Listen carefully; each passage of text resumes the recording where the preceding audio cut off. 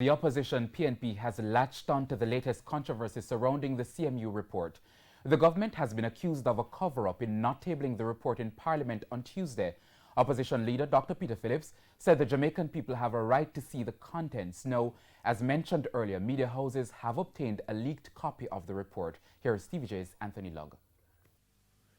Expectations of a 2020 general election are dominating the talk circuit, and the opposition is clearly in campaign mode.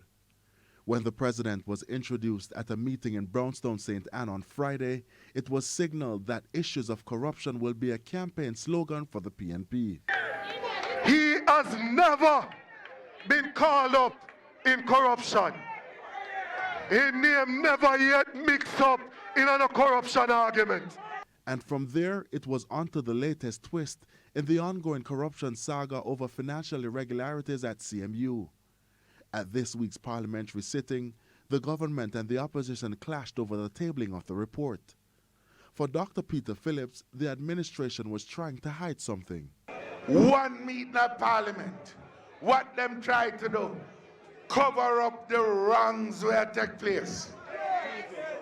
The thieving, the plundering of people money at Caribbean Maritime University. Former Education Minister Ruel Reid and CMU President Dr. Fritz Pinnock have been implicated in the corruption probe. They have denied any wrongdoing and will face a trial. For Dr. Peter Phillips, however, Jamaicans have a right to know the contents of the Auditor General's report. Julian Robinson asked them about it. We asked them about the report. And them gave a whole heap of argument, but the microphone catch one.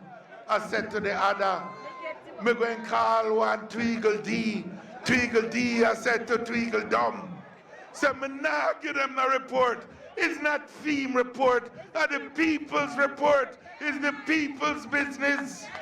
Dr. Phillips said the misused cash could have been channeled into other well-needed areas. And when it come out, what it show? Big party, pump boat, big plan to retire them friend and rehire them friend. Millions and millions and millions of dollars of your money misused, and yet the people in the market can't get a roof so them can dry when rain fall in a Brownstown. That is the kind of country that we are in. Anthony Lugg, TVJ News.